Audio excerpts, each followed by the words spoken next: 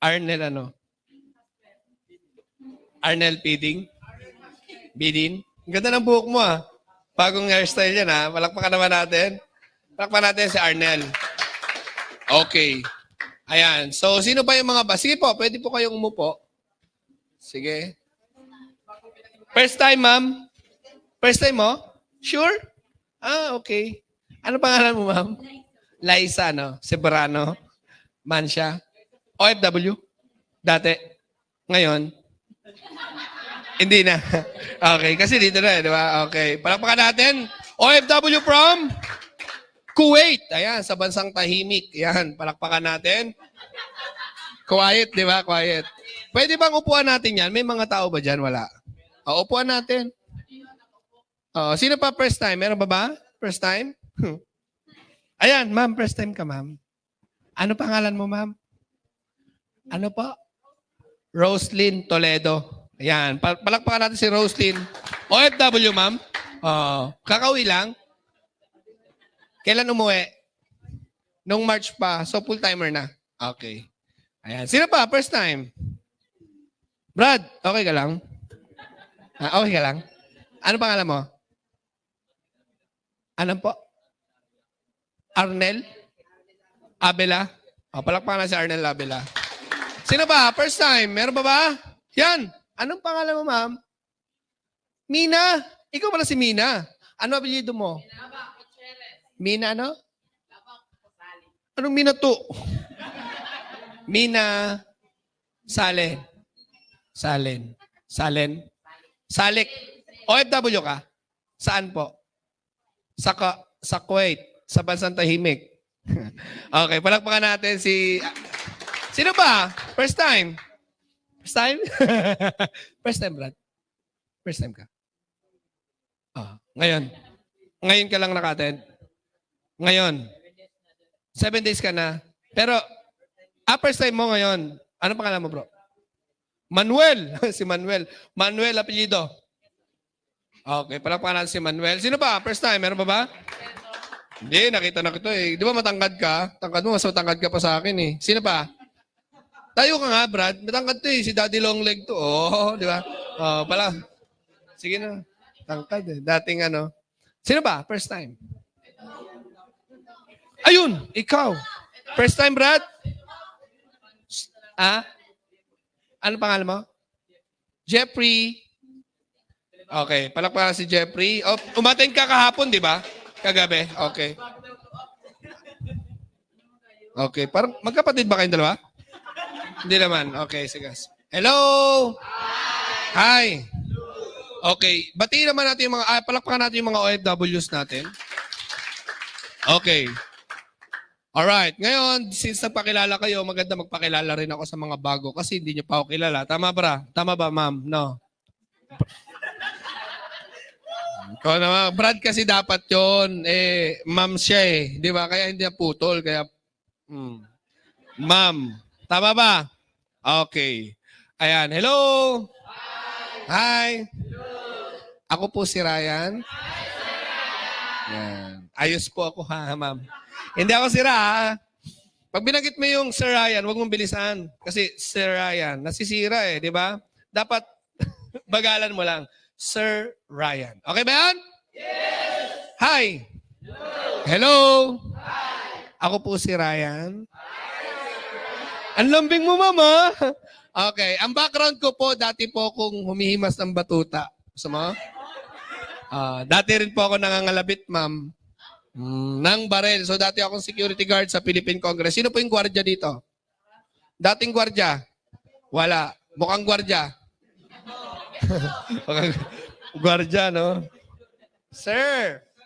Okay. Ayan. So, yan po na-involve po ako sa business because of the product. At yun po, 2015 ako nag-start mag-network. At ngayon, nga. Okay lang kayo dyan, gawin. Uy! Okay lang kayo? Sige, mamaya. Okay ka lang? Nakapantulog ka. Okay, palakpakan natin. Palakpak! Pantulog ba yan? Grabe, speaker ng okra eh, no? Anyway, ganun talaga para maiba naman. Tama ba? Para ano lang tayo, natural. Tama ba? Sabi nga, be natural. Kasi pag natural ka lang, wala talaga, may sasali talaga sa'yo. Kasi bakit napaka-natural mong tao? Tama ba, Brad? Ganda talaga ng buhok mo. Alam mo, ganyan yung buhok ko nung high school ako. Oo. Nung sumayaw ako ng singkil, nagsingkil ka, ganyan na ganyan. Naalala ko tuloy ng ano ako.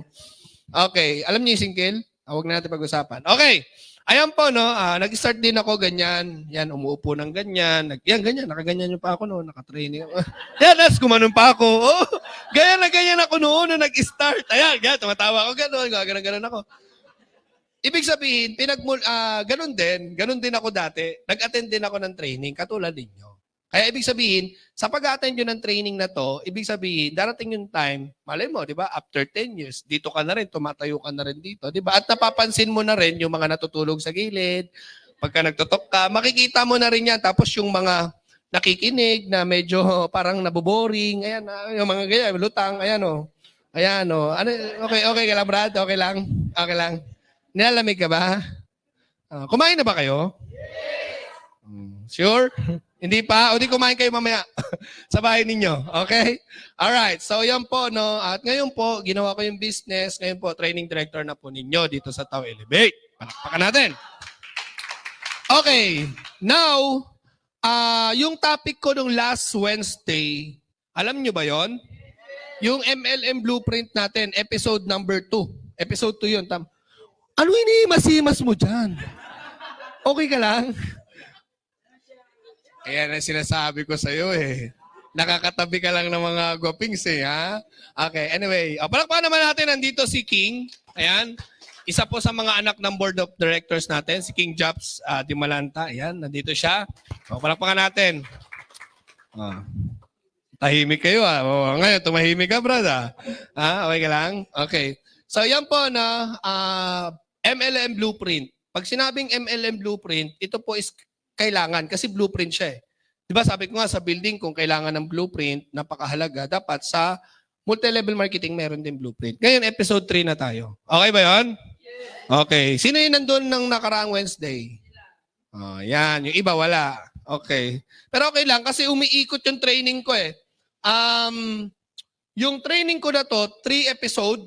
So, good for 3 weeks. Plus yung Elevate Special Training na Why Network Marketing at saka yung skills. So, bali 5 po yun na bali 6 kasi kasama pa yung failures. Tama? Yung why people fail in network marketing. So, lahat yun, tinatopic natin paulit-ulit para pumasok sa mga kokote, sa mga utok nyo. Utak ba? Utak, Brad. Bisaya ka ba, Brad? Bisaya ka? Hindi. Ano ka? Bicol. Uragon ini. Okay. Masarap ba yung sira? Masarap ang sira, no? Kumakain ka ng sira? Yun, sira. Isda yun eh. Hindi po, sir. Yung yung MLM Blueprint 21 to 30. Okay. Ayan, sige, start na po tayo. Marami ba kayo natutunan kay Sir Christian? Yes. Alam nyo na mag-encode? Yes. Okay, baka mamaya magtanong kayo, ha? Apply. Paano ba magkaroon ng 3 palo? Tapos isang account ka lang, ha? Okay, di pwede yun. Okay, MLM Blueprint, final episode. Ayan. Ako ba to? Ang lupit ng buhok ko, no? Parang palong eh. Okay. So, ayan po, no? Start po tayo. Uy, may sumasayaw, ha? Kakaiba. Ang puti ko dito, no? Parang to, magaling yung nag-edit. Magaling yung nag-edit. Ang nag-edit nito si Sir July yata. Palakpakan natin Sir July. Pero, gwapo ko dyan, ha? Parang nai-inlove tuloy ako sa sarili ko, Okay. Ayan, okay. Number 21, pakibasa.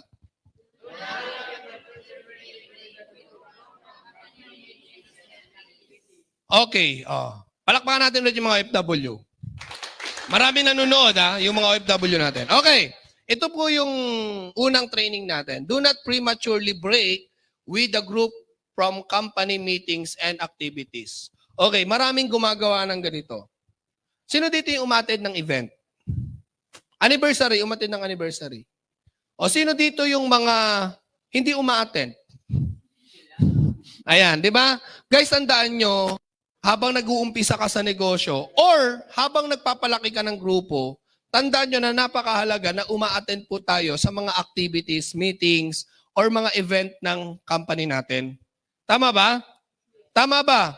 Hindi mo pwedeng, hindi pwedeng puro hataw. Kasi marami dito puro hataw, hataw, hataw, hataw, hataw. Lagi na sa hataw, di ba? Pero pagdating sa mga event, ang dami niyang downline. Pero pagdating sa mga event, unti lang yung nasasama niya sa event. Unti lang yung nasasama niya like anniversary. Tama ba? Alam niyo ba, napaka-powerful ng mga meetings and activities ng company? Napaka-powerful po nun. Bakit? Kasama po yun sa pagmamarket. Pang-hype or pang-persuade sa mga invite ninyo. Tama?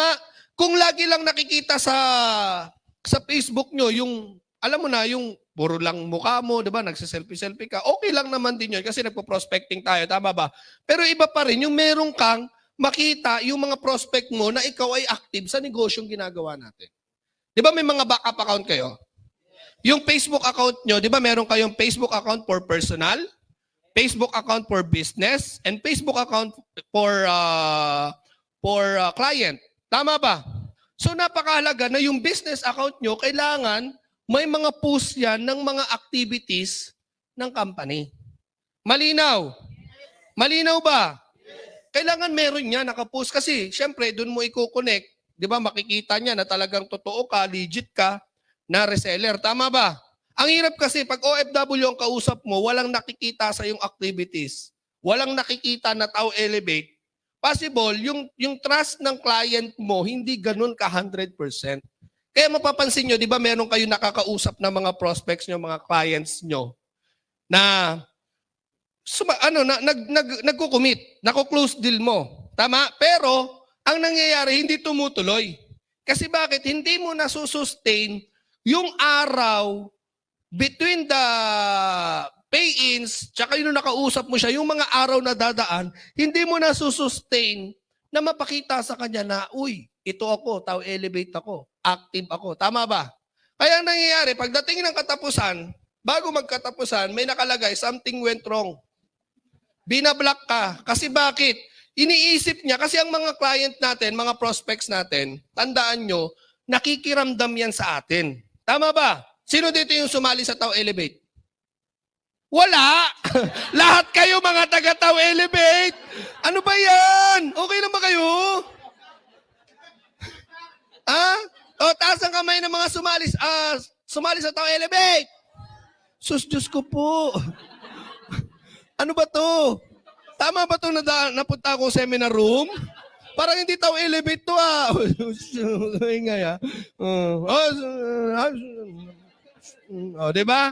Imagine mo, tinanong sino yung mga sumali sa tao elevate. Walang tumaas. Agoy naman. Okay. Anyway, so, di ba? Para nakikita ng mga clients nyo, ng mga prospect nyo na talagang active kayo sa company. Tama kasi ang hirap po mag-convince ng tao. Kaya mapapansin nyo, mayroon kayong mga nakakausap, di ba? Even mga OFWs, may nakakausap kayo na pag doon mo lang kinausap sa personal account mo, minsan, hindi talaga 100% na nakukuha mo yung trust. Kaya nga pag nakilala mo sila doon sa personal account mo, na doon nagpapakit-pakit ka, di ba? Yung mga selfie-selfie mo, di ba? Yung mga lifestyle mo, di ba? Iba pa rin yung nakikita na ikaw ay talagang legit reseller ng Tao Elevate. Tama ba? Sino yung may business account? O, lahat naman, di ba? Pag wala kang business account, di ka nagnenegosyo.